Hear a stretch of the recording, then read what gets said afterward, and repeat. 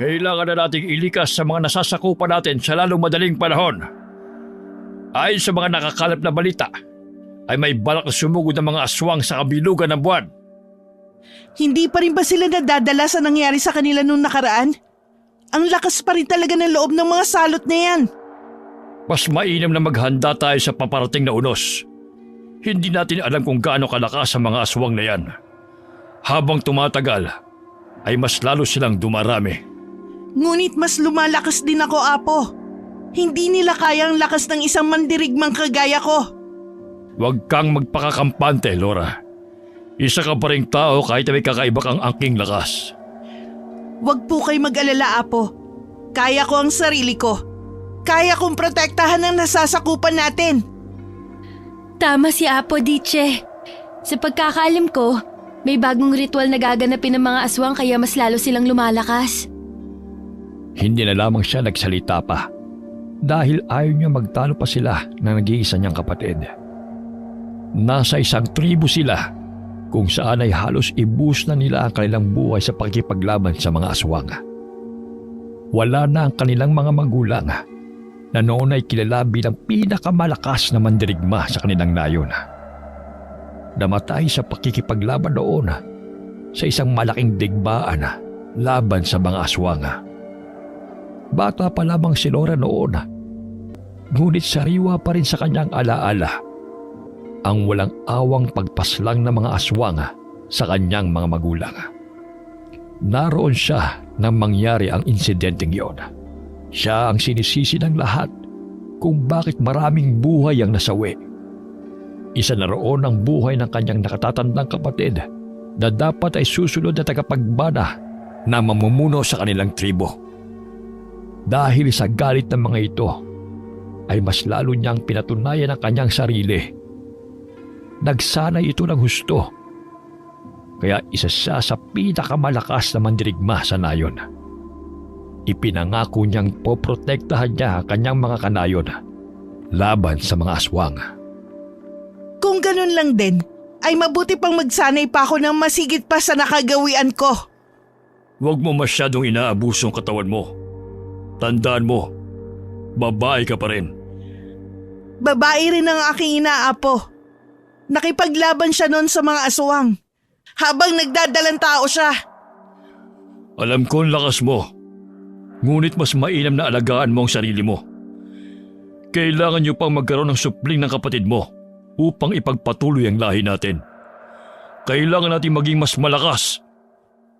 Ang ayaw niya sa tribong kanyang kinalakihan ay ang tradisyon nilang magkaanak, sa ayaw man o sa gusto nila.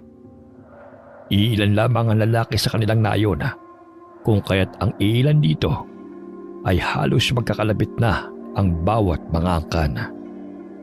Ang gusto ni Laura ay mabuhay ng malaya habang nakikipaglaban sa mga aswang. Ngunit sa kalagayan niya bilang prinsesa ay malabong mangyari ang gusto niya. Kailangan pa rin ito ang mag-asawa. Tinanguan na lamang niya ang kanilang apo lakay saka nagpaalam na aalis. Agad na dumiretso si Laura sa lugar kung saan siya nagsasanay. Doon niya naabutan ng binatang ipinagkasundo sa kanya. Abala ang lalaki sa pagsasanay gamit ang kanyang sandata na ipinamana pa sa kanya ng kanyang mga namayapang magulang. Inilabas na lamang ni Laura ang kanyang latigo saka malakas na hinagupit ang punong naroon. Doon pa lamang siya napansin ng lalaki. Bakit ganyan ang mukha mo? May nangyari ba? Alam mo naman ang lagi kong problema, hindi ba? Kung hindi pagpapakasal, ay alam ko ang paghihigpit ni Apo Lakay ang kinayayamot mo. Natumbok mo lahat. Alam mo, hindi naman masamang makinig sa mga payo niya minsan eh. Alam mo namang ikaw lang ang inaasahan ng tribo.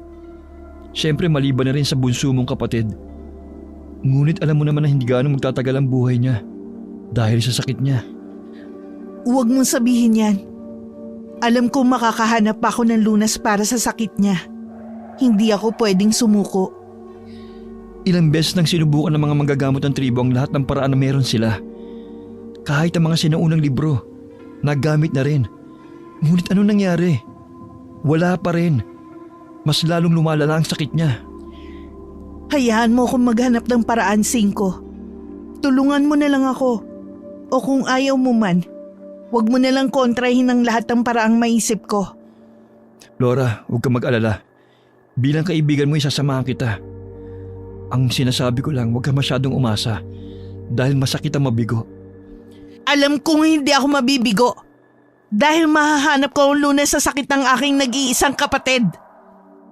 Taas noon niyang hinarap ang lalaki. Kahit alam niyang tama ito, ay hindi siya nagpatalo. Dahil mahal niya ang nag-iisang kapatid na meron siya. Nagsimula lamang na magkasakit ng malubha ito noong labanan ng mga aswang. Sanggol pa lamang noon si Lyra nang iwan siya ng kanyang mga magulang upang makipagdigma sa mga aswang.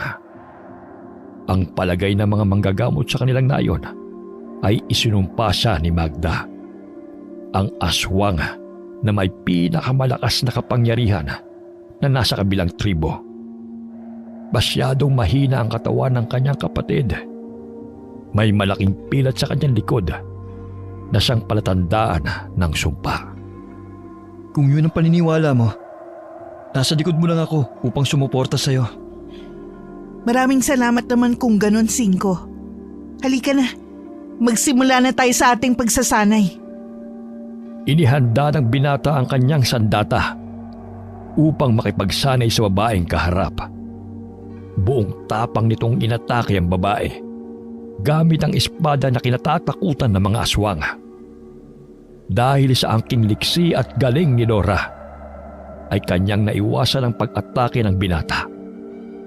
Hinarap niya ito sa kaginantihan ng pagwasiwas ng kanyang latigo. Napaigik ang lalaki nang tumama ito sa kanyang balikat.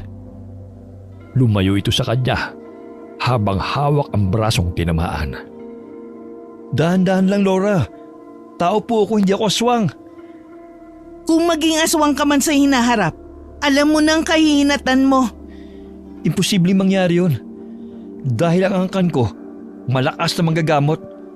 Hindi ako maaaring maging aswang dahil sa lakas ng dugo namin. Mainam kung ganon. Ayaw kitang saktan, Cinco. Napangiti ang lalaki nang kumalma ang katawan ni Laura. Aatakihin na sana niya ito. Ngunit bigla siyang napahawak sa kanyang leeg dahil nakapulupot doon ang mahabang latigo ng babae. Lagi mong tatandaan na hindi maaaring maging kaibigan ng mga aswang. Hindi natin alam kung kailan nila tayo uubusin.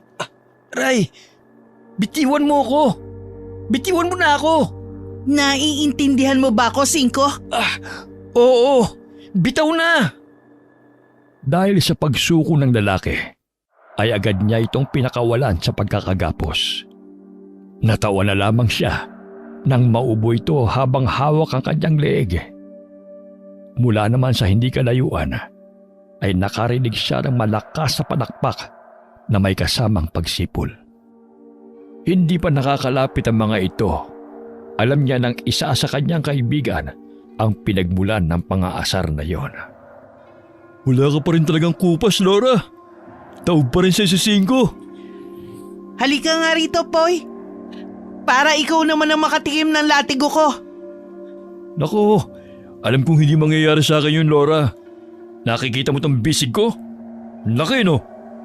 Walang-wala to sa bisig ni Cinco. Ang lampa-lampa kasi. Malaki ang ngiti ng binata habang ipinagmamayabang ang naglalakihang braso nito. Kabaliktaran sa katawan ni Cinco na medyo patpati ng katawan kung ikukumpara sa katawan ni Poy na halos mamutok na ang mga kalamnan dahil sa araw-araw na pagsasanay. Isa ang lalaki sa pinakamalakas na mandirigma ng nayon nila. Isa rin si Poy sa pinagpipilian doon bilang mapapangasawa niya. Ngunit sa kabila ng kanyang taglay na lakas, ay wala itong kakayahang mamuno sa kanilang tribo. Tanging si Cinco lamang ang pumasa sa larangan ng talino at kakisigan mula sa hatol ng mga matatanda sa kanilang nayon. Sa wastong gulang na 25 ay ikakasal ang dalawa. Parehong nasa edad na 20 ang mga ito, kung kaya't may 5 taon pa silang malayang nagagawa ang kanilang nais. Hinarap ng babae si Poy na nakangisi kay Cinco na ipinagmamalaki ang naglalakihang katawan.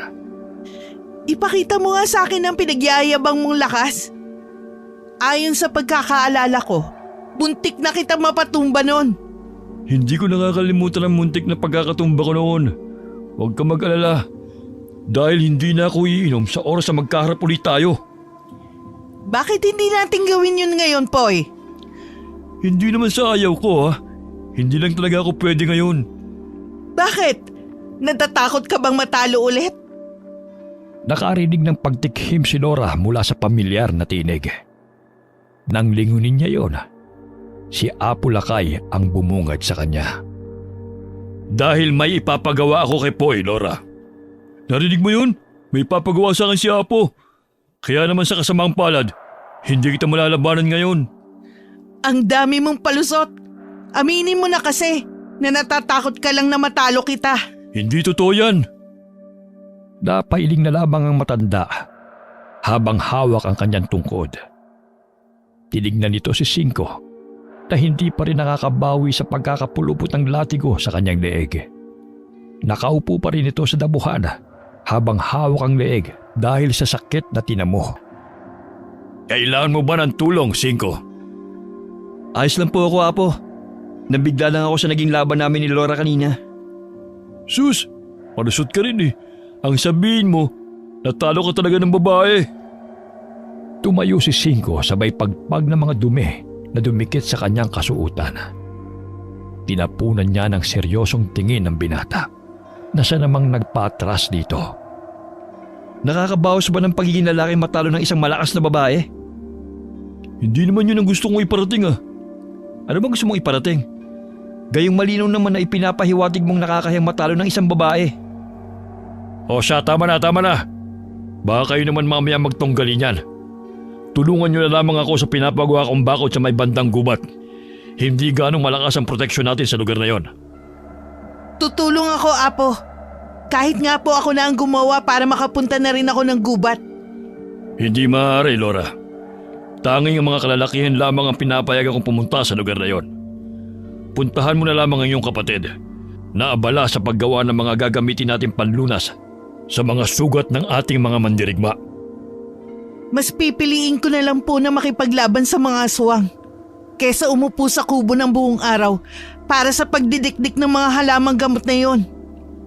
Bilang susunod na pinuno, ay dapat marunong ka sa mga simpleng gawain na gaya nun upang mailigtas mo ang iyong mga nasasakupan. Kaya ko po silang iligtas sa pamamagitan ng pakikipaglaban.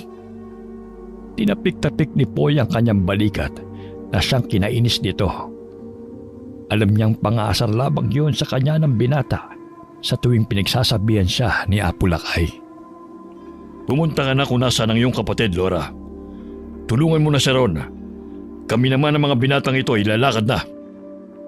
Walang nagawa ang dalaga sa mahigpit na utos ng matanda.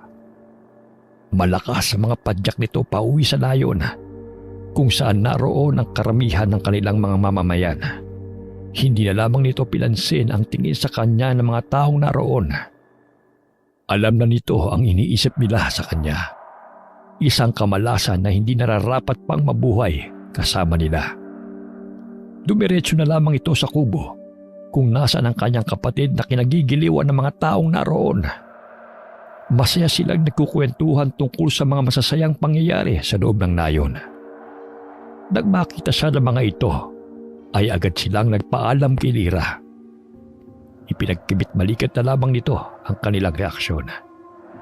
Nakangiting hinarap siya ng kanyang kapatid na abala sa paggawa ng mga gamot. Tapos na ba ang pagsasanay mo, Diche? Gustuhin ko mang hindi matapos yon. Wala na akong magagawa. Lalo na't si Apo Lakay ang nagpahinto sa akin. Pinapunta ka ba niya rito upang tulungan ako? Ano pa nga ba? Wala na akong magagawa. Utos niya. Hindi ka naman basta-bastang napapasunod ng kahit sino, Diche. Kung gugustuhin mo naman, alam ko magdedesisyon kang mag-isa. At naroon ka na sa gubat kasama nila. Sana talaga ordinaryong tao na lang si Apo. Kahit na ano kasing gawin kong pagtutol sa mga utos niya, bigla na lang ako napapasunod. Hindi ko alam kung anong orasyon ang ginagawa niya sa akin. Masyado kasing malakas ang dugo ni Apo na nananalaytay sa mga ugat mo. Malakas ang koneksyon yung dalawa. Kaya isang utos niya lang, napapasunod ka kagad. Napabuntong hininga na lamang si Nora habang mabilis na dinidikdik ang dahon ng makabuhay. Mabisa na panlaban daw yun sa mga aswang. Walang interes sa ganung bagay si Nora. Ang tanging nasa isip nito ay ang pagpuksa sa mga aswang na naging sanhi ng pagkawala ng kanyang mga magulang, maging ng sumpa sa kanilang lahi. Sa oras na makagawa ng pinakamalakas na pangontra ang kanyang apo, ay alam niyang wala nang kawala ang mga aswang sa kanya. Uubusin nito ang kanilang mga lahi. Wala siyang ititira kahit na isa. Mahinang kinapig siya ng kanyang kapatid na nagpabalik sa kanya sa ulirat. Ayos ka lang ba, Diche? Ha? Oo naman. Bakit ako hindi magiging ayos? Grabe naman ang pagdiktik mo sa dahong yan. Halos wala nang matira. Doon lamang tumigil si Nora sa kanyang ginagawa. Inilapag niya ang gamit nito sa isang tabi, saka napabuntong hininga ng malalim. Ganun na ba ako kasamang anak, Lira? Anong ibig mong sabihin, Diche? Hindi ko naman sinasadya ang nangyari nun. Bakit mo yan iniisip ngayon? May nangyari ba? Wala naman. Ngunit ang tingin ng karamihan sa akin tuwing dadaan ako, parang isang nakakahawang sakit. Ayaw nila akong lapitan. O maski ngitian man lang. Kailan ka pa nagkaroon ng pakialam sa mga sasabihin nila? Nakakapagod na kasi ang ganito, Lira. Paano na lang kung ako ng pinuno ng nayong ito? Paano na ang mga nasasakupan ko? Kung ako mismo ang problema nila. Ayoko magkagulo ang tribo natin dahil sa akin. Naku, huwag mo na lang sila pansinin. Hamak na mas malakas ka sa kanila. Dahil sa'yo nananatiling ligtas ang nayon natin. Kaya alam ko na magiging isang magaling at malakas na pinuno ka. Naniniwala ako sa'yo, Diche. Ang matamis at inosenteng ngiti ni Lira ang nagpabagabag kay Nora. Alam niyang malakas siya, ngunit mahina siya pagdating sa mga taong nasasakupan nila. Ilan lamang ang nakakausap niya sa mga iyon. Karamihan pa sa kanila ay ang mga mandirigma ng kanilang tribo. Sa mga sumunod na araw ay nakatanggap sila ng mensahe mula sa isang mandirigma na nagmamanman sa kuta ng mga aswang. Lahat ng mandirigma ng kanilang tribo ay pinatawag upang magpulong para sa kanilang papalapit na digmaan. Maghanda na kayo. Natuntunan ni Poy ang kuta ng mga aswang. Kailangan na nating sugurin ang kanilang tribo upang hindi na sila makapaminsala pa. Handa na ako, Apo. Huwag kang magpapadala sa emosyon mo, Lora. Tanasan mo ang iyong pakiramdam. Isip bago puso. Maliwanag. Makakaasa kayo, Apo. Tumikhim si Cinco na tahimik lamang na nakikinig sa kanila. Nilingon siya ng mga mandirigmang naroon. Kaya naman ay pumunta na ito sa harapan para sabihin ang saloobin nito. Hindi po ba't masyadong maaga pa para sa digmaang yan? Kung hindi tayo lulusog ngayon, kailan pa? Kung saan ubos na nila tayo? Maging ang mga tao sa labasan? Hinarap siya ni Poy na may mataas na tinig. Ang mga taong nasa labasan ay tinuturing nilang nasa sibilisasyon. Dahil na rin sa nakasanayan nila na maniraan sa isang liblib na lugar, ay wala na rin nangahas na lumabas pa sa kanilang nayon. Base kasi sa ulat mo, pati na ng isa natin mandirigma, ay mas lalo silang lumalakas. Ngunit gaano ba kalakas? Dapat ba nating ibuwis ang buhay ng ating mga malalakas na mandirigma para sa hindi siguradong ulat? Naroon din ako sa lugar na yun, Cinco. Alam kong mas malakas tayo sa kanila. Kaya habang maaga pa, dapat na natin silang tapusin. Paano ang mga inosenteng aswang na naninirahan sa lugar na yon? Walang inosenteng aswang, Cinco. Lahat sila ay mga halimaw. Baka nakakalimutan mo na sila ang dahilan kung bakit namatay ang mga magulang mo. O baka may gusto ka bang sisihin sa nangyaring yon? Matapos nitong bitawan ng mga katagang yun, ay napatingin na lamang ang ilang naroon sa gawin ni Laura. Hindi ito nagpakita ng kung anumang kahinaan sa kanila. Bagkus ay itinaas nito ang kanyang noo, saka sinalubong ang mga tingin ng mga ito. Napayuko na lamang sila, maging si Poy na noon lamang napagtanto ang kanyang sinabi. Pasensya ka na, Laura. Hindi ko sinasadya. Ang alin, Poy? Nagmaang-maangan ito na para bang hindi siya apektado sa sinabi ng lalaki. Si Cinco na ang kuusang pumagitna sa usapan na labis na ipinagpasalamat ni Laura. Maging makatwiran tayo sa pag-iisip, Poy. Sa ilang taon natin pakikipaglaban sa mga aswang, tanging pagiging halimaw lang nila ang nakikita natin. Paano na lang kung ganun din ang tingin nila sa atin? Hindi na mahalaga ang iisipin nila. Sila ang nakapinsala sa buhay natin. Kaya silang dapat managot sa ganteng gagawin natin. Hindi pa rin ako pabor sa katwiran mo, Poy. Hindi natin lubusan alam ang buhay nila. Maging ang kakayahan nila. Kung ayaw mong lumaban dahil nababahag ang buntot mo, huwag ka nang sumama. Hindi namin kailangan ng isang duwag na kagaya mo. Ano sinabi mo? Malakas na itinulak ni Cinco si Poy na siya lamang nagbigay ng dahilan ng akmang pagsuntok sa kanya ng lalaki. Hindi na nito naipadapo ang kanyang kamao sa mukha ni Cinco nang pinatunog ng matandang lakay ang kanyang baston. Napayuko na lamang sila, maging si Nora. Senyalis yun na hindi nagustuhan ng lakay ang kanyang nasaksihan. Maaari magpataw ng parusa ang kanilang pinuno sa kahit na anong paraan. Yun ang iniiwasan ng lahat ng naroon dahil saksi sila kung paano bawian ng buhay ang isang mandirigma dahil sa pagsuway nito sa utos. Ako na magpapasya kung anong susunod nating gagawin. Susugod tayo bukas ng gabi. Kaya naman ang lahat ng mandirigmang matatapang ay maghanda na para sa gagawin nating paglusob. Handa na po ako, Apo. Handa na kami. Hindi ba mga kasama? Sabay-sabay na sumagot ng pagsang-ayon ng lahat. Kaya naman ay mayabang na tinignan ni Poy si Cinco.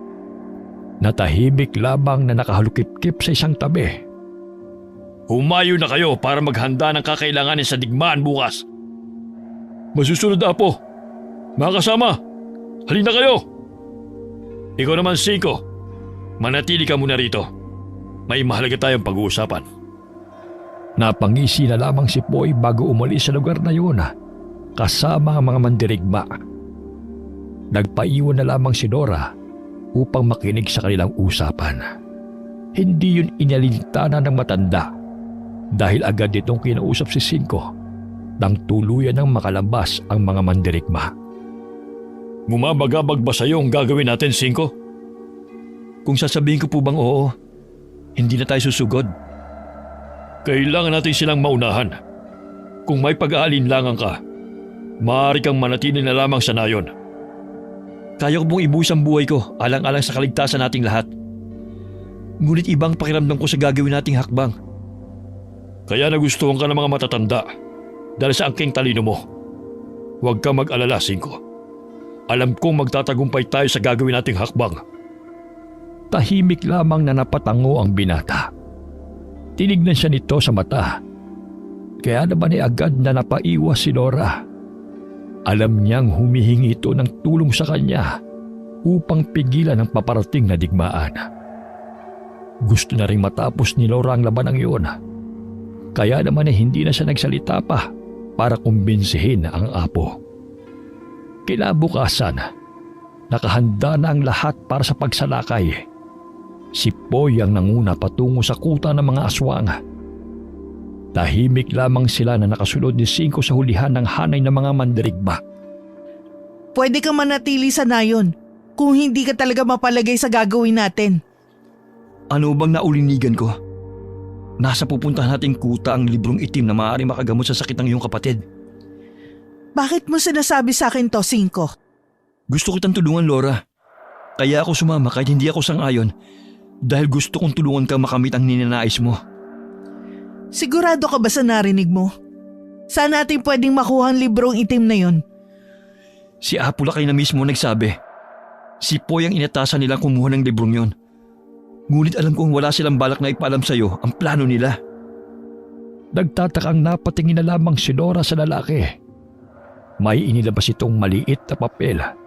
Saka ibinigay sa kanya na agad naman itong tinanggap. Mapa yan kung saan naroon ang libro. Sasamahan kita patungo sa lugar na yan. Kailangan lang natin mauna sa kanila upang hindi nila mapansin na doon natin balak na pumunta. Maraming salamat sa tulong mo, Cinco. Habang buhay kong tatanawing isang malaking utang na loob ang gagawin natin. Saka ka na magpasalamat kapag nakuha na natin ang librong yon. Ninitian na lamang niya ito ng tipid. Saka tumigil sa kanilang paglalakad nang tumigil ang mga mandirigmang nasa unahan nila. Sumenya si Poy na naroon na sila sa lugar. Kaya naman ay naghiwa-hiwalay ang mga ito para pumwesto sa kanilang gagawing pag-atake. Hindi sumunod sina Cinco sa nakatakdang plano. Bagkus ay sumunod ito kay Nora na hawak ang mapa papunta sa isang malaking altar kung saan naroon ang librong itim. Dapit hapon na yon, kung kaya't maliksi ang kanilang mga kilos dahil na rin sa panganib na nakaabang sa kanilang buhay sa oras na magkamali sila ng hakbang.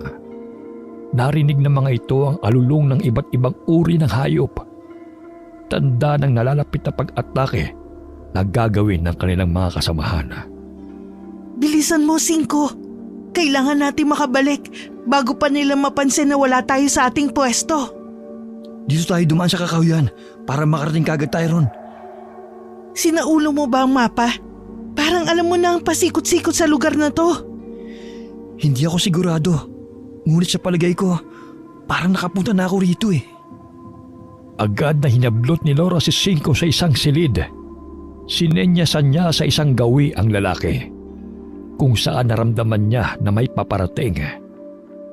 Hindi nga ito nagkamali.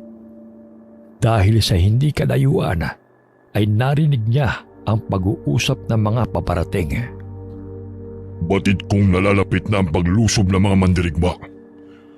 Kailangan nating lakasan ang ating proteksyon sa lugar na ito. Halos ubusin na nila ang ating mga kuta. Sabihin mo kay Magda na kailangan niyang ilikas ang librong itim sa lalong madaling panahon. Tinignang mabuti ni Laura ang papalayong bulto ng mga tao. Sa unang tingin ay aakalaing normal na tao lamang ang mga iyon. Ngunit iba ang pakiramdam ni Laura sa tindig at amoy ng mga ito. Malakas ang pagiging aswang nila. Sundan natin sila, Cinco. Sigurado ka ba nasusugod ka na? Malapit na ang ikatlong alulong ng mga hayop. Kailangan natin magmadali. Maingat na sinundan nila ang mga aswang na dumaan. Halos hindi na nila maaninag ang kanilang daanan dahil walang gaanong liwanag sa parte ng gubat na yon. Pinatalas na lamang nila ang kanilang pakiramdam hanggang sa marating ang lugar kung saan nakatago ang librong itim. Napangisi na lamang si Nora nang makita niyang walang bantay sa kubo kung saan nakatago ang librong itim. Matalino ang mga aswang dahil iniwasan nilang makakuha ng atensyon sa pamamagitan ng hindi paglalagay ng mga bantay sa kubo na yon. Narinig niya ang mahinang pag-ismid ni Cinco, kaya naman nilingon niya ito nang may pagtatanong sa kanyang mukha. Akala siguro nila mga tanga tayo. Kahit hindi nila lagyan ng bantay ang kubong yan, mararamdaman naman natin ang kanilang presensya sa paligid. Napansin mo rin pala. Kaya mo bang lansihin ng mga yun? Ang ibig mo bang sabihin, magpapahabol ako sa kanila upang makapasok ka sa kubong yan? Ganun na nga. Kung yan ang gusto mo, sige gagawin ko. Hindi ako magtatagal. Pangako. Mag-ingat ka, Laura. Babalikan kita kahit anong mangyari. Maraming salamat, Cinco. Hindi ko makakalimutan ang gagawin mong to. Mamaya ka na magpasalamat kapag nakaalis na tayo ng ligtas sa lugar na to. Hinalikan ng lalaki ang noo ni Nora. Saka mabilis na nilisan ang lugar na yon. Napansin siya ng ilang aswang na nakatayo malapit sa kubo. Kaya agad siyang hinabol ng mga ito. Nakiramdam muna si Nora sa paligid bago tuluyang tumakbo papasok ng kubo. Doon niya naabutan ang nanlilisik na mata ng isang matandang babae. Maraming ningas ang nakapalibot sa isang malaking kawa na may kumukulong tubig. Nangihina na ito sa katandaan, ngunit halos matanggal ang anit ni Nora dahil sa paghila nito sa kanyang buhok. Agad niyang itinulak ang matanda. Kasabay ng kanyang pagtulak ay ang tunog ng alulong ng mga hayop na tanda ng pag-atake ni Napoy sa kuta ng mga aswang. Wala akong oras sa'yo. Kailangan ko ang librong itim. Saan mo itinago yon? Ikum lamang ang bibig ng matanda na balak sana siyang kalmutin sa mukha gamit ang mahahabang kuko nito. Ngunit agad na iniwas ni Nora ang kanyang mukha rito. Wala naman pala akong mapapala sa'yo. Tumabi ka! Hinanap nito ang mga librong itim sa aparador, maging sa mga baol na naroon. Ngunit hindi niya ito makita. Nagkakagulo na ang lugar na yon. Dahil sa hindi magkamayaw na sigawan mula sa panig ng mga tao maging ng mga aswang. Bigla na lamang bumukas ang pintuan ng kubong yun. Pumasok doon ang humihingal na si Poy, kasunod si Cinco na may dugoang balikat. Nora, anong ginagawa mo rito? Bilis, Poy! Pasok! Ang dami nila! Agad ay sinara nito ang pintuan ng kubo. Tinignan lamang nila ang matandang babae na namumulang mata dahil sa galit. Halika na, Nora! Tumakas na tayo! Hindi pwede. Kailangan nating kunin ang librong itim sa kanila. Makukuha naman natin yan sa susunod na araw. Umalis na tayo! Paano kapag ito na ang pagkakataon, Poy? Ito naman talaga ang sadya natin dito, hindi ba? Wala sa kubong ito ang librong itim. Kung wala rito, nasaan? Nasa katapat na bahay na yan. Wala na tayong oras. Kailangan na natin magmadali. Sumilip si Cinco sa labas ng kubo. Nang wala na silang marinig na ingay, ay agad na dumiretso mga ito sa isang malaking bahay na katapat lamang ng kubong yun. Oy, ikaw na magbantay dyan sa labas. Nora, ikaw dito sa loob. Ako nang bala sa librong itim. Sigurado ka ba riyan, Cinco? May tiwala ako sa inyo. Kayo nang bala rito. Mag-iingat ka. Dito lang kami. Kapag hindi ako nakalabas sa loob ng 5 minuto, tumakas na kayo. Huwag mo sabihin yan, Cinco. Sama-sama tayong uuwi sa nayon. Tanging tango na lamang ang isinagot ng binata sa kanya. Dali-dali itong tumakbo papasok ng bahay. Sa isang sulok naman nakatago si Nora. Handa itong makipaglaban sa mga aswang na paparating. Nakaramdam na lamang na matinding pag-uga sa lupa si Nora.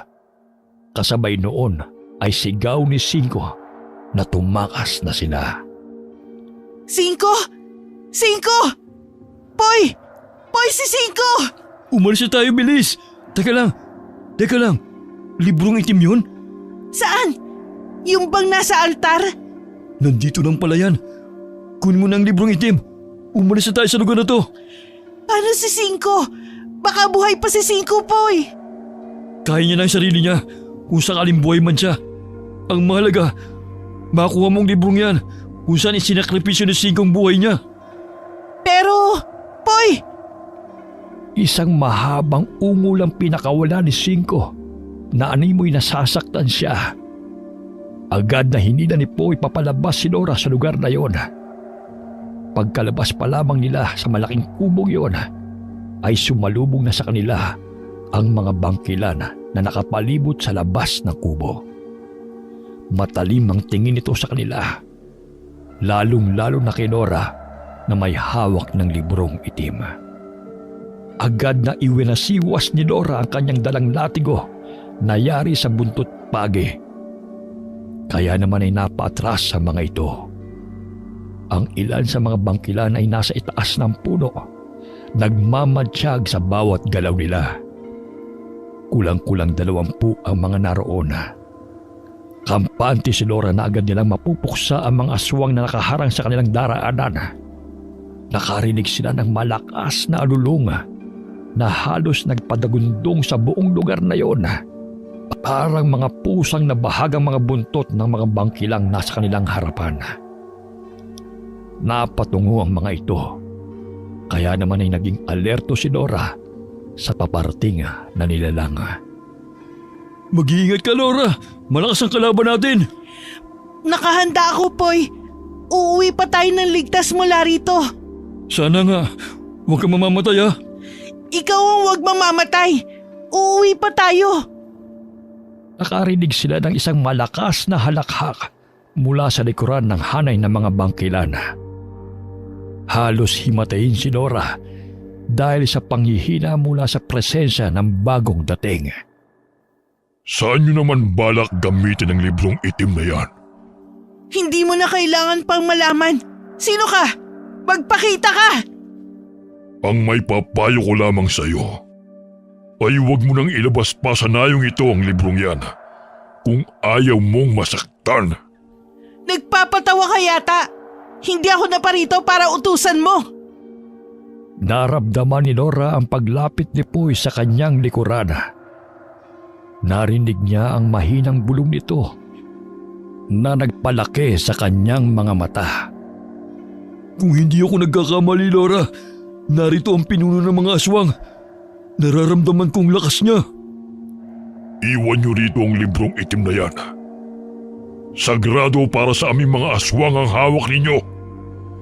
Kaya hindi maaari mapunta yan sa mga taong kagaya nyo. Manahimik ka! Tampalasan! Nakarinig ng mga anghel mula sa bangkilan si Laura.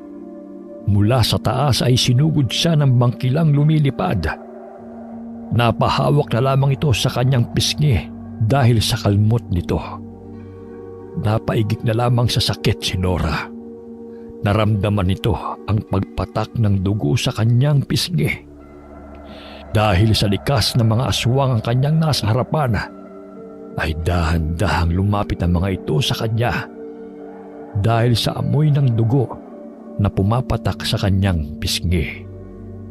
Iwinasiwas niya ang kanyang latigo papunta sa kanila. Kaya naman ay napaatras sa mga ito. Ang alulong ng isang malaking hayop ang nagpagising kay Laura na halos mawalan ng ulirat dahil sa sakit na nadarama. Nakarinig ito ng isang pagalit na ungol mula sa likuran ng hanay.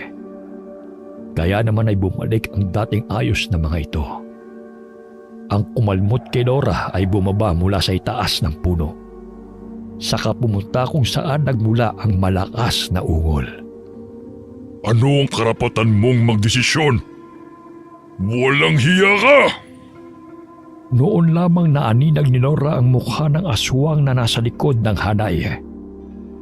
Nakita na ni Laura ang mukhang yun. Hinding-hindi niya makakalimutan ang aswang na naging dahilan ng pagkamatay ng kanyang mga magulang. Halika na! Habang abala sila! Poy, sila ang pumatay sa mga magulang ko! Kailangan na nating umalis! Habang nasa kanilang pinuno ang atensyon ng mga bangkilan, ay marahas na hinila ni Poy ang dalaga. Pikit matang sumunod ito sa kanya habang hawak ang librong itim na nasa kanyang bisig. Bago pa sila tuluyang nakalayo, ay lumingon si Laura sa gawi ng pinuno. Isang malakas na sampal ang pinakawalan nito na naging dahilan ng pagkaputol ng ulo ng bangkilang umatake sa kanya. Isang malaking ngisi ang pinakawalan nito sa katumingin sa kanilang direksyon na para bang ipinahabot sa kanya na isa yung babala. Puntahan na natin ang mga kasamahan natin, Poy. Sa nakaplano nating tagpuan, sa may burol. Sana'y naroon na silang lahat. Poy, dumapa ka! Hinataw ni Laura ng kanyang latigo ang abwak na humarang sa kanilang daanan. Nagulat si Poy sa biglaang pagsulpot ito. Nang makabawi ay kanyang pinaslang ng kanyang sandata ang aswang. Maraming salamat, Laura. Utang ko sa iyong buhay ko. Magmadali na tayo, Poy! Malapit na maghating gabi! Baka maabutan tayo ng mga aswang! Napatango na lamang ang lalaki bilang pagsang-ayon sa kanya. Ang liwanag ng kalahating bilog na buwan ay siyang naging gabay nila patungo sa burol kung nasaan ang mga kasamahan nito. Hingal silang nakarating sa burol kung saan naroon ang mga sugatang mandirigma. Ang ilan sa kanila ay walang malay. Ang ilang malalakas pa ay inalalayan na lamang ang mga kasamahan nilang sugatan pauwi sa kanilang nayon. Sinalubong sila ng mga nag-aalalang pamilya at kamag-anak ng mga mandirigma. Dumiretso na lamang si Laura sa kubo ng kanyang apo nang walang paalam kay Poy at sa kanilang mga kasamahan. Pagod na ibinigsak nito ang kanyang katawan sa silang kanyang unang nakita. Tiche, kanina ka pa ba? Anong nangyari sa mukha mo? Halika rito! Gagamutin kita! Ayos lang ako.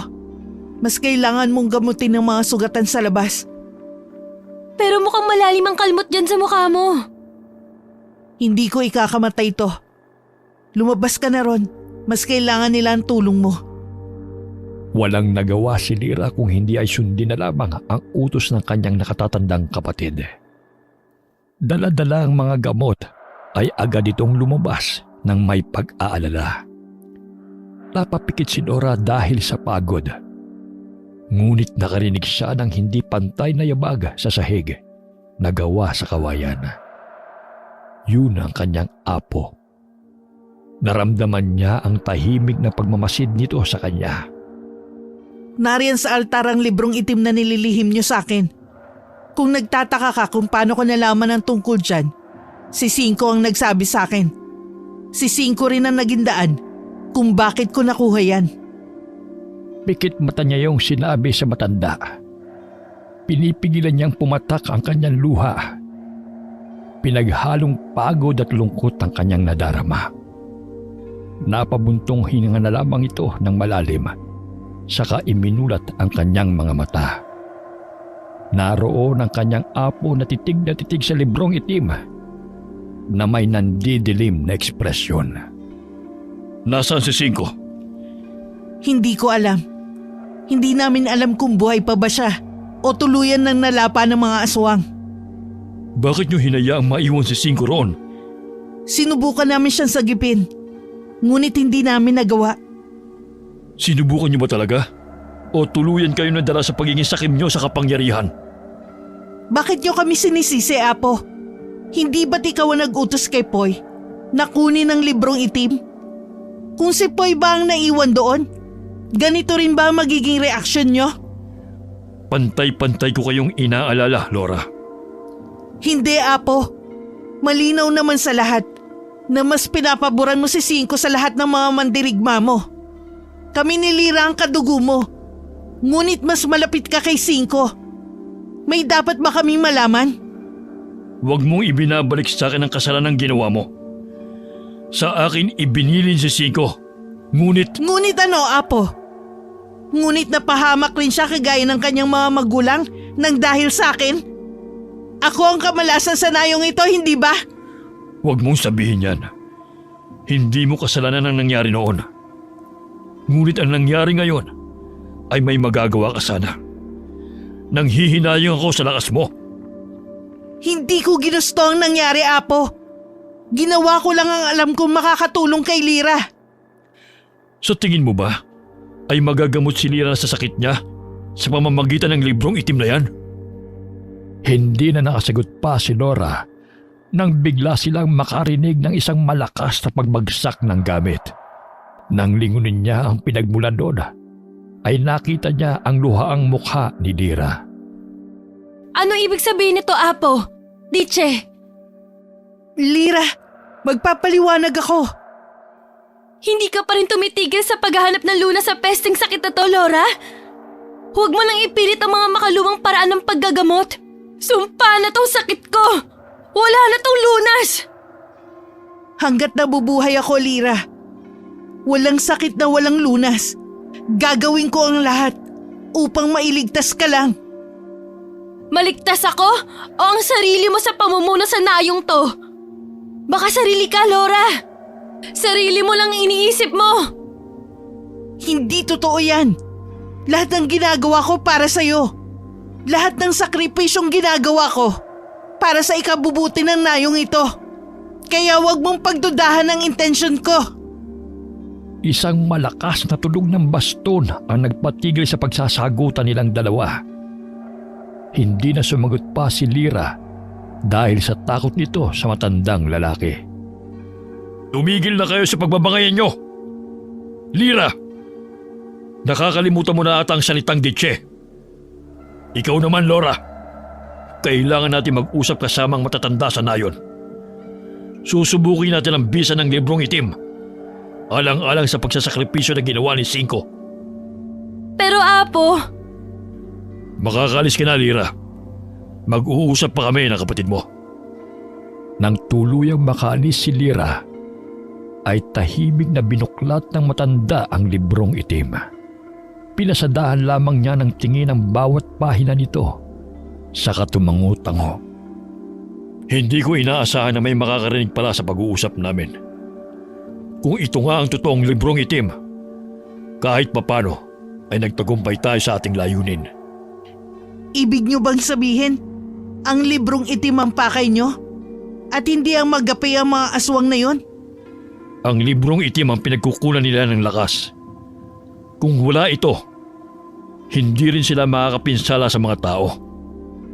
Sa kabilang banda naman, mas lalakas pa tayo sa pamamagitan nito. Dapat sinabi nyo na to agad noon pa. Para wala nang nasaktan sa laban ng yun. Mas kokonti ang nakakaalam, mas mainam. Hindi tayo nakakasigurong ligtas ang nayon natin sa mga sekreto.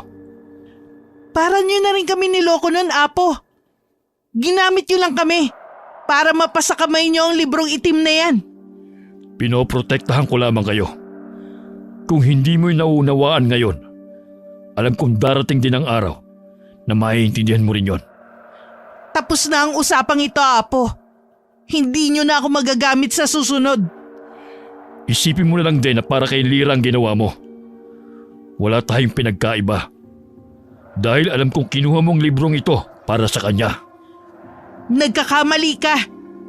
Dahil hindi ko ginamit ang mga mandirigma ko para sa pansariling kagustuhan. Isa ako sa naglakas loob na kunin ang librong ito. Bakit? Si Cinco ba hindi mo ginamit para makuha ang librong itim? Natahimik na lamang si Laura habang inilayo ang tingin sa kanyang apo na seryosong nakatingin sa kanya. Tumayo ito sa kanyang kinauupuan. Saka kinuha ang kanyang kagamitan na nakakalat sa sahig. Tinalikuran niya ang matandang lalaki. Binalaan na kayo ni Cinco, ngunit hindi kayo nakinig. Malungkot na tura nito sa kalumabas ng kubo ng matandang pinuno. Naglakad-lakad ito sa dayon upang siyasatin ang kalagayan ng mga kasama niyang nasugatan. Matalim ang tingin sa kanya ng karamihan ng mga kababaihang naroon. Narinig niya ang mahinang bulungan ng mga iyon. Hindi nakataka sa kanyang pandinig ang walang katapusang kabalasan. Ang sabi pa ng isang naroon ay pahamak siya at hindi pa rin nagbabago ito sa kamalasang dala. Para bang sinadya talagang iparinig sa kanya ng mga iyon ang mga katagang kanilang sinabi. Lagi niyo nilang pinagkakaisan si Laura. Wala kayo sa lugar na yun, kaya huwag kayo magsalita ng ganyan. Sinagot ng isang babae si Poy na totoo naman daw ang kanilang sinasabi. Simula pa raw noong sinilang siya ay nagsimula na ang kamalasan sa nayong yun. Tiyak pa nga raw na siya ang dahilan kung bakit hindi na nakabalik si Cinco. Walang katotohanan ng lahat ng yan. Huwag niyong sisihin si Laura dito! Hinawakan na lamang ni Laura ang bisig ng lalaki na akmang susugurin ng babaeng kasagutan nito. Alam niyang walang sinasanto si Poy. Mapababae o lalaki man, ay pantay-pantay ang tingin niya rito. Kaya naman alam niyang masasaktan ng babaeng yun sa oras na hinayaan lamang niya ang lalaki. Tama na, Poy. Hindi na ako naapektuhan sa mga sinasabi nila. Huwag mo na lamang silang pansinin. Hindi maaari, Laura. Lagi na lamang ganito eh. Lagi ko naman silang pinagsasabihan. Ngunit para silang mga mangmang na hindi nakakaintindi sa simpleng salita. Ayos lang ako, Poy. Ang mahalaga, mapangalagaan natin ang nayong to. Tagapangalaga tayo ng ating mga nasasakupan. Kaya kailangan natin silang intindihin. Habaan mo na lang ang iyong pasensya. Napabuntong hininga na lamang si Poy. Saka tinignan na may pag-aalala si Laura. Huwag ka mag-alala, Laura. Simula ngayon, ako na magpoprotekta sa'yo. Lalo't wala na si Cinco. Kaya ko ang sarili ko, Poy. Isa pa, umaasa pa rin ako na buhay pa si Cinco. Inalikuran na lamang nito ang binata. Kasamang ilang naroon na ginagamot ang mga sugatan. Dumiretso ito sa kubo na pagmamay-ari ni Cinco. Malapit yun sa gubat. Tama lamang upang malayo siya pansamantala sa mga tao sa nayon.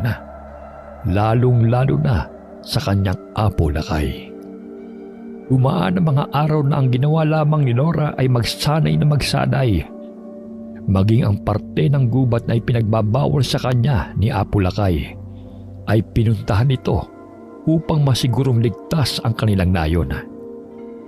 Isang araw habang papauwi ito mula sa pagsasanay, ay namataan niya ang matandang lalaki sa loob ng kubo. Nakaupo ito sa isang tumbang kahoy na naroon habang matyagang naghihintay. Nang makita siya nito, ay tumayo na ito sa kanyang kinauupuan, saka sinalubong siya. Akala ko'y araw lamang ang lilipas at babalik ka na kagad sa bahay. Yan lang po ba ang pinunta niyo rito? Kailangan kitang makausap, Laura. Ano naman ang pag-uusapan natin, Apo? Hindi ba't malinaw na ang napag-usapan natin? Nasa panganib ang buhay mo kung kaya't pinuntahan kita rito upang pabalikin sa nayon. Noong una ay hinayaan lamang kitang gawin ang gusto mo. Ngunit ngayon ay kailangan mo mag-ingat. Nakatanggap ako ng ulat na ang librong itim na dinala mo ang kaisa-isang librong itim na mayroon ng mga aswang. Kaya kong pangalagaan ang aking sarili, Apo. Hindi ba't sa inyo na rin nanggaling na tunay ang inuwi ko rito? Ibig sabihin lamang nun, may kakayahan na kayong palakasin ang tribo natin. Yun rin ang pinunta ko rito. Sumama ka pabalik sa ating nayon. May ipapakita ko sa iyo. Sumunod na lamang si Laura sa matanda at hindi na nagtanong pa. Nang makarating sila sa nayon, ay pinagtitinginan siya ng mga taong naroon. Maging si Poy ay tuwang-tuwa nang makita siya. Nilapitan siya dito na may malaking ngiti sa kanyang labi. Ang tagal mong hindi nagpakita sa nayon, Laura. Balak sana kitang bisitahin eh. Ngunit mahigpit na ibinili ni Apo na huwag kang aabalayan sa kubo. Hindi na niya sinagot pa ang lalaki dahil nakarating na sila sa kubo ni Apo. Nanlaki ang mata ni Laura nang makita nito si Lira sa isang mahabang mesa. Malaki ang ipinayat nito at halos wala ng kulay ang kanyang balat. Ano nangyari sa kapatid ko? Anong ginawa niyo? Nasa librong itim ang orasyon na maaaring gumamot sa sakit ng kapatid mo. Sinimulan na namin ang ritual. Ganyan ba talaga ang ritual? Bakit parang mas lalong lumala ang kalagayan ng kapatid ko? 3 beses namin ginawa ang ritual. Ngunit ilang beses din kami nabigo. Sa kada ritual na aming ginagawa, malakas ang hatak din nun sa lakas ni Lira. May mali ba sa ritual? Bakit ganyan na lamang ang epekto sa kapatid ko? Ang masamang balita, hindi natin makukumpleto ang ritual dahil may kulang sa orasyon. Ano yun, Apo? Ayon sa libro, kailangan natin ng anting-anting na upang tuluyang mabuksan ang isang pahina na naglalaman ng orasyon na kukumpleto sa ritual. Marahan siyang tinapik ni Poy sa balikat. Hindi pa namin matukoy kung saan ang pinakakuta nila. Maghahanap ako ng paraan. Narito na tayo. Kailangan na nating matapos ito. Hindi natin maaari isakripisyo ang ating mga mandirigma para sa paghahanap lamang ng anting-anting na yon. Huwag kayong mag-alala. Ako na ang bahala sa paghahanap ng kuta nila. Hindi ito magtatagal. Makakaasa kayong mahanap ko yun sa lalong madaling panahon. Ang lalong madaling panahon na sinabi ni Poy ay inabot ng linggo, buwan at maging taon. Tama ang sinabi ng kanyang apo na masyadong mahina ang mga aswang kung wala ang librong itim. Matagal na nahimik ang mga ito, ngunit ang kanya namang kapatid na si Lyra ay wala pa ring malay. Doon na naman lagi si Nora sa bahay ng kanyang apo dahil kailangan siya ng kanyang kapatid. Isang gabi ay nasa labas siya ng bahay habang nagpapahangin. Malayo ang kanyang tingin kaya hindi nito napansin na lumapit na sa tabi niya si Poy. Mukhang malalim ang iniisip mo ah. May ideya ka ba kung nasaan ang kuta ng mga aswang, Poy? May nakuha na akong impormasyon. Bakit parang interesado ka yata? May binabala ka ba? Nag-aalala na ako sa kapatid ko. Ilang buwan na siyang ganyan. Malapit na namin matuntunan ang lungga nila. Konting paghihintay pa. Batid ni Laura na hindi na niya kayang maghintay pa. Masyado nang matagal ang isang taon. Kailangan na niyang kumilos upang mailigtas ang kanyang kapatid. Poy, pwede ko bang malaman kung saan ang kuta nila? Wala kasi kung alam o balita man lang sa ginagawa niyong paghahanap. Mahigpit nga na pinagbabawal ng apo na huwag sabihin sa iyong impormasyong meron kami. Sa loob ng 1 taon, Poy, may ginawa ba ako? Naghintay lang ako. Alam ko, Laura. Ngunit ipangako mo. Hindi sasabihin na sa akin ang galing ang impormasyon na to, ha? Makakaasa ka, Poy. Wala akong balak na ipagsabi ito kahit kanino. Gusto ko lang malaman ang nangyayari sa tribo natin. Tumangutango pa ang lalaki. Saka ibinahagi sa babae ang mga impormasyong nakalap nila. Maging ang mapa na meron ito ay ipinakita niya kay Laura. Lingid sa kaalaman ng lalaki na binabalak ni Laura ang lusubin ang lugar na yon upang makuha ang anting-anting. Ang anting-anting, Poy. Alam mo ba kung sino may hawak? Nagtatanong lang ako kasi nag-aalala ako sa kapatid ko. Hindi ako sigurado, pero parang kay Magda yata. Lahat ng impormasyon ko, hindi kumpirmado ha. Kailangan pa namin puntahan ang lugar na yon sa susunod na linggo para makasiguro. Maraming salamat sa pagbabahagi nito sa akin, Poy. Malaking bagay na may alam ako sa nayon natin maging sa mga aswang. Kasi naman kung wala ka sa silidang iyong kapatid, naroon ka naman sa kubo ni Cinco. Mabuti na lamang narito ka para ipaalam sa akin ang lahat ng yan, Poy. Matamis niyang nginityaan ng lalaki na siyang ikinapula nito. Alam ni Laura ang nangyayari sa nayong yon. Taliwas sa sinabi niya sa lalaki ang katotohanan. Alam din ito ang tungkol sa anting-anting na suot ng kanilang pinuno. Hindi si Magda ang nangangalaga noon, kung hindi si Primo mismo. Kahit na wala ang librong itim, ay malakas pa rin ang mga aswang dahil sa kwintas na yon. Agad na nagpaalam ang dalaga. Nagdahilan na lamang ito na magpapahinga siya, na agad namang hinayaan ng lalaki. Ilang oras ang nakalipas matapos ang usapan nila ni Poy, ay agad na naghanda ang babae upang umalis sa nayon. Balak niyang puntahan ang kuta ng mga aswang.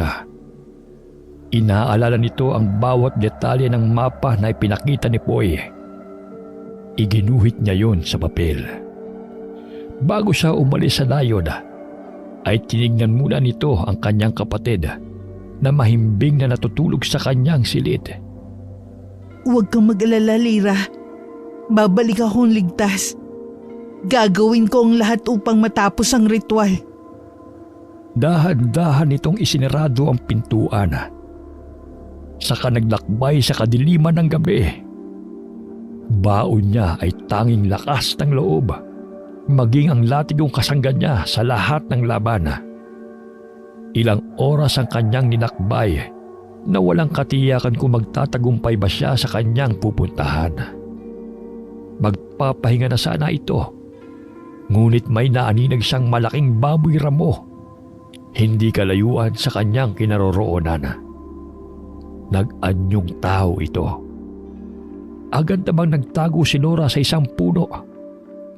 Sinilip niya ang aswang na palingon-lingon pa sa kanyang paligid. Kung siniswerte ka nga naman, sila na ang kusang lumalapit sa akin. Masundan nga. May napansin si Nora na kakaiba habang buklat ang mapang dala nito. Napakunot na lamang ang kanyang noo dahil ang daan na tinatahak ng aswang na kanyang sinusundan ay salungat sa mapa kung saan naroon ang kuta ng mga aswang. Nasa kabilang dako yun ng ilog. Ibig sabihin ba nito? Patibong lamang ang kutang alam nila, Poy. Kailangan kong masiguro na tama ang daan na tinatahak ko. Hindi nabigo si Nora dahil naroon nga ang kuta ng mga aswang. Nagmatsyag muna siya sa paligid. Nakiramdam. Maraming aswang ang naroon. Malalakas sa mga ito. Iba ang pakiramdam niya sa lugar na yon. Masyadong mapanganib.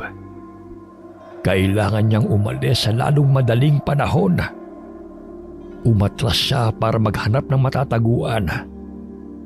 Kailangan niyang hintayin ang umaga dahil mas malakas sa mga aswang sa gabi. Ngunit sa kanyang pag-atras ay naramdaman niya ang mabalahibong nilalang na nasa kanyang likuran. Nagtaasan ang balahibo niya nang maramdaman niya ang kakaibang lakas ng nilalang na yon. Akala ko'y hindi na tayo magkikita pang muli, mahal na prinsesa. Ano ang okasyon at napadalaw ka sa aking kaharian? Dahan-dahan siyang napalingon sa kanyang likuran.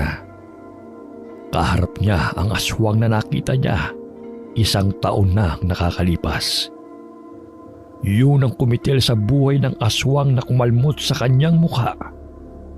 Tinignan nito ang malaking peklat na nasa kanyang mukha. Napangiti ito sa kanyang nakita. Binasa ng aswang na yun ang mga labi nito gamit ang kanyang dila. Nakakagalit na sinira ng bangkilan ang napakaganda mong mukha, mahal na prinsesa. Huwag mo akong tawaging ganyan! Malakas na hinataw ng latigo ni Nora ang mukha ng aswang na kaharap niya. Lumayo kagad ito sa kanya. Susuguri na sana siya ng mga aswang na nasa kanyang likuran. Ngunit agad na itinaas nito ang kanyang kanang kamay para patigilin ang mga ito. Huwag kayong makialam kung ayaw niyong mawalan ng buhay. Ako lamang ang maaaring humawak sa kanya. Sino ka? Bakit ganyan ka sa mga kasama mong aswang? Hindi mo pa rin alam kung sino ako, mahal na prinsesa? Pues, magpapakilala ako sa iyo. Mabilis ang galaw ng aswang na yon. Naramdaman na lamang niya ang malakas na paghataw ng kamay nito sa kanyang leeg na siyang naging dahilan kung bakit siya nawalan ng malay. Nagising na lamang si Nora nang maramdaman nito ang malamig na tubig na ibinuhos sa kanya. Gising na pala ang mahal na prinsesa. Sabing huwag mo akong tatawagin ganyan! Kung hinahanap mo ang iyong latigo, ay naroon sa altar na kasabit.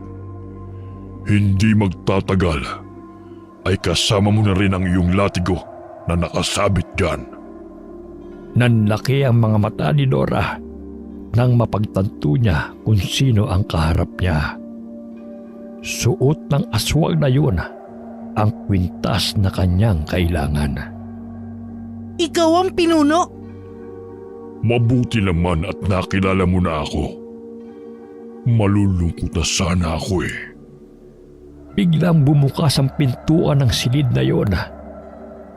Mas lalo siyang nagulat nang iniluwa noon si Cinco.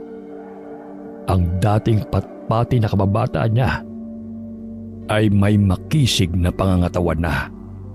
Kitang-kita ang malaking pagbabago sa katawan nito. Hindi niya alam kung anong nangyari sa kanyang kababata sa 1 taong lumipas. Cinco? Anong ginagawa ni Cinco rito? Hindi siya pinansin ito. Walang kaimo-emosyon ng kanyang mukha. Saglit lamang na tinapunan ito ng tingin si Nora. Dire-diretso itong pumunta sa harapan ng pinuno. Primo, nagawa ko ng pinag-uutos mo. Naipadala ko ng mensahe sa kuta ng mga mandirigma. Mainam. Hindi magtatagal ay narito na sila kasama ang librong itim.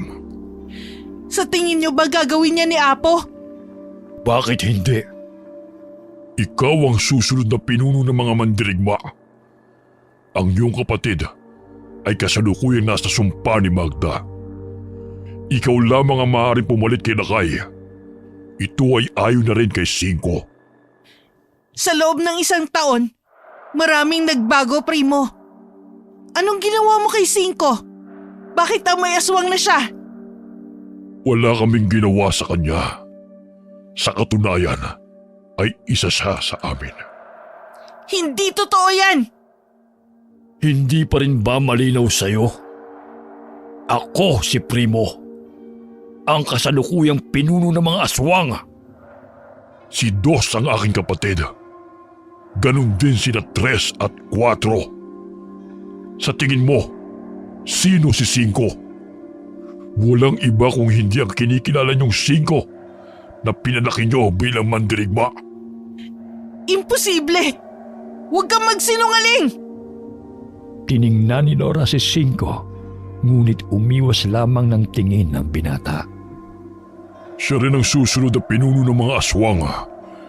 May sasakatuparan lamang yan sa oras na mabulaka sa mundong ibabaw. Malakas na humalakhak si Primo.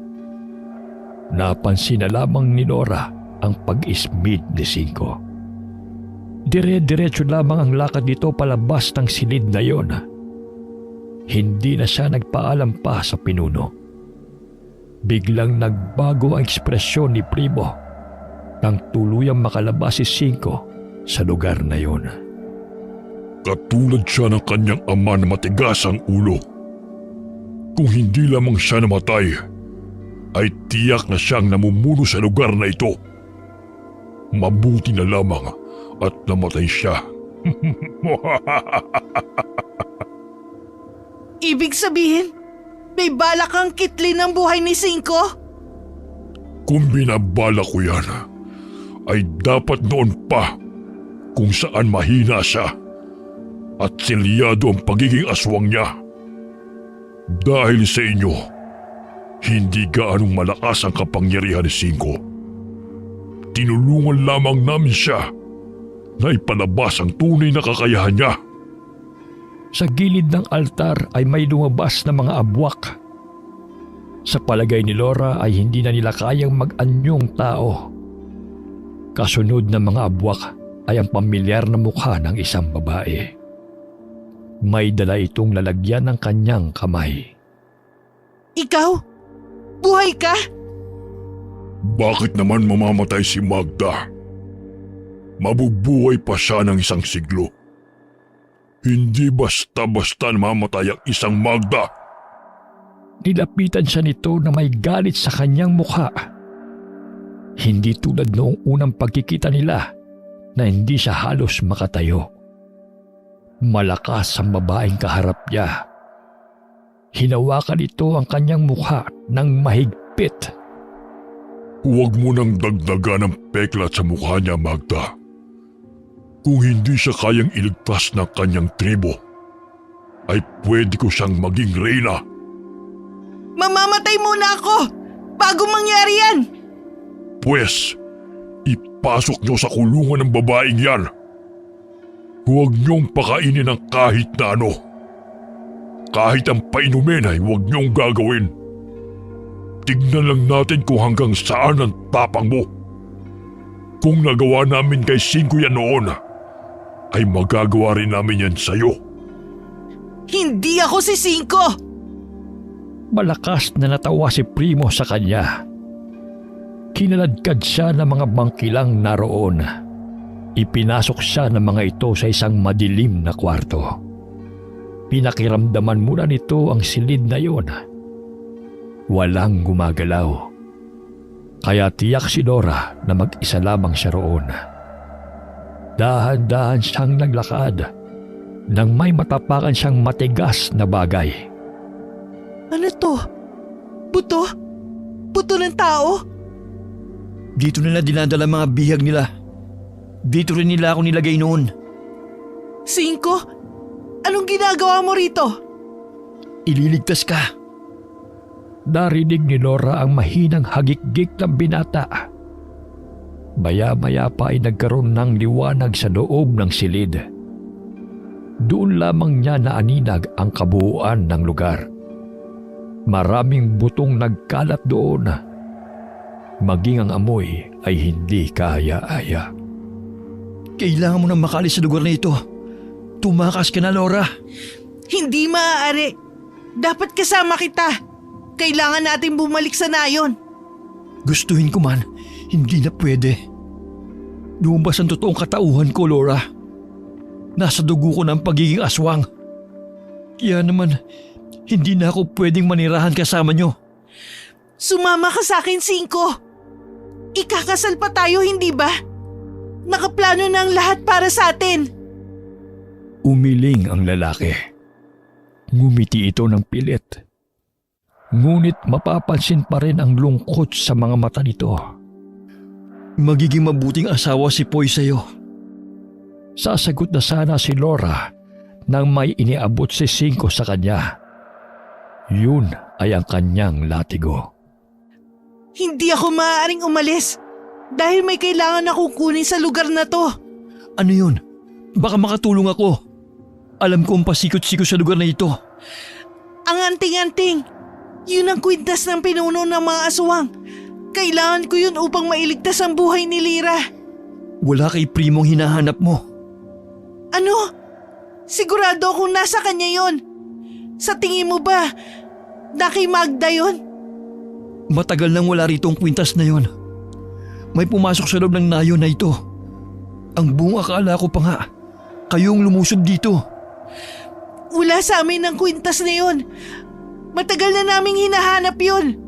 Kung nasa amin yon, dapat matagal nang magaling si Lyra. Sigurado kung wala rito ang hinahanap mo.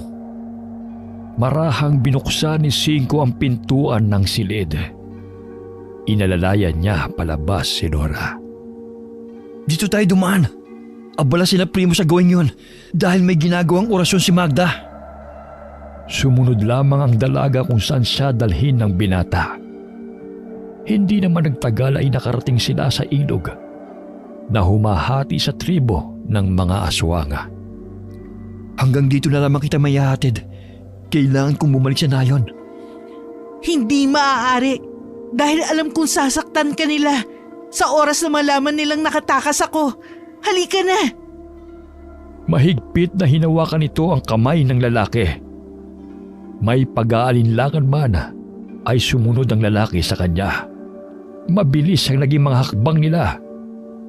Nang makarating sila sa nayon, ay halos hindi na nila ito makilala dahil sa kaguluhan. Anong nangyayari dito, Laura? Hindi ko alam. Naguguluhan ako. Si Lyra! kailangan kong mahanap si Lira. Mabilis na tumakbo si Laura sa kubo kung nasaan ang kanyang kapatid. Ngunit halos manghina ito sa kanyang naabutan. Duguan at walang buhay ang matandang apo. Ang mga mandirigmang naroon ay nahati sa dalawang grupo. Wala na si Apo Lakay. Tiyak na napaslang na rin si Laura ng mga aswang. Si Lira ay wala ng pag-asa pang mabuhay. Ako na ang bagong pinuno ng tribong ito. Sumagot ang isa sa mandirigmang naroon na hindi sila papayag na ang taksil na kagaya niya ang mamuno sa kanila. Hindi napansin ng mga ito ang kanilang pagdating. Wala na kayong magagawa dahil ako na ang bagong pinuno ng lugar na ito. Susuguri na sana nito si Poy, ngunit naunahan na siya ni Cinco. Mabilis na sinuntok nito si Poy. Nabigla lamang ang lalaki, ngunit agad itong nakaiwas sa kamao ni Cinco. Anong ginagawa mo, Poy? Bakit? Laura, buhay ka? Ikaw rin, Cinco? Natatawa ito na halos hindi makapaniwala sa kanyang nakikita. Kumunot ang noo ni Laura nang mapansin niya ang kwintas na suot ni Poy. Hindi kasi ito nagsusuot ng kung ano dahil isa siyang mandirigma. Sagabal raw yun sa kanila. Agad na napagtanto ni Laura ang nangyari. Ikaw ang pumasok sa nayon ng mga aswang? Matagal na palang nasa iyo ang anting-anting na yan. Ngunit ginawa mo kaming tanga? Matalino kayo ni Apo Lakay. Ang akala ko nga'y malalaman niyo kagad ang ginawa ko. Alam mo bang malakas ang kapangyarihan ng librong itim? Maging ng anting-anting. Nasilaw ka sa kapangyarihan, Poy. Hindi ikaw yan. Nagkakamali ka, Cinco. Dahil ito ang tunay na ako. Sinugod niya si Cinco, ngunit agad na nasangga ng lalaki ang kamay nito. Sa isang taon mo sa lugar na yon, lumakas ka. Hindi ka na ang patpating si Cinco. Hindi na siya sinagot ni Cinco. Dahil doon ay nainis si Poy. Kaya naman inilabas nito ang kanyang sandata upang saksakin si Cinco. Nagpalit ng wangi si Cinco na siyang ikinagulat ng lahat. Ang nais na talunin sila, Poy, ay maghanda! Agad na nilabas ni Laura ang kanyang latigo at isa-isang inatake ang mga mandirigmang nasa panig ni Poy. Dahil sa likas na malakas si Laura, ay agad niyang nagapi ang mga ito. Tanging si Poy na lamang ang natira. Ngunit nagpalit rin ito ng wangis. Naging isang gabunan ang lalaki. Hindi ko akalain na darating sa punto na gagawin ko ang bagay na ito. Aswang ka? Ako si Quatro. Nagulat ka ba, Cinco? Hindi mo akalaing nasa iisang angkan lamang tayo, ano? Hindi na ako nagulat. Dahil una pa lamang, naramdaman ko na naisak ang aswang. Hindi magtatagal ay narito na rin si Primo. Tama nga ang pagtitiwala ko sa iyo, Quatro. Hindi mo ko binigo. Sugod! Mabilis ang galaw ng mga aswang. Inatake nila ang mga taong naroon. Si Cinco naman ay mabilis din ang naging pagkilos para labanan ng mga aswang. Nilapitan nito si Laura sa kamay inaabot. Isuot mo ang kwintas na to. Saan galing yan? Anting-anting na binigay sa akin ni Apo. Pangontra yan sa kapangyarihan nila. Hindi kita iiwan sa labang to. Napatango na lamang si Laura sa lalaki. Naramdaman nito ang lakas na galing sa kwintas. Walang pag-aatubiling sinugod niya ang mga ito. Nagtagal ang labanan ng halos 1 oras. Inubos niya ang mga aswang na sumugod sa kanilang nayon. Si Cinco naman ay buong lakas na ginapi si Poy. Hindi na nila mahagilap kung nasaan si Primo. Ngunit tiyak silang nakatakas ito. Masyadong mabilis sa mga pangyayari. Hindi makapaniwala si Nora na nagapi niya ang mga ito. Ngunit alam niyang malaking tulong ang suot-suot niyang anting-anting na iyon. Nang mga sumunod na araw, ay inilibing nila ang mga mandirigmang binawian ng buhay dahil sa pakikipaglaban. Dahil sa pagkawala ni Apo Lakay, ay itinalaga siya ng mga matatanda upang maging pinuno ng nayon. Ang kanyang kapatid na si Lira naman ay tuluyang nagamot ng mga matatanda sa tulong ng orasyon. Aalis ka na ba talaga, Cinco? Hindi na ako pwedeng manatili pa sa lugar na ito. Ngunit kung kailangan mo ng tulong, ay agad akong darating kahit saan man ako naroroon. Mahigpit na niyakap ng lalaki si Nora bago nilisan ng nayong iyon. Hindi man maganda ang mga nangyari, ngunit alam niyang magiging maayos ang nayon nila dahil nagapi nila ang karamihan sa mga aswang. Napangiti na lamang si Nora habang inaalala ang mga panahong kasama niya pa si Cinco. Bumalik si Nora sa nayon kung saan nag-aap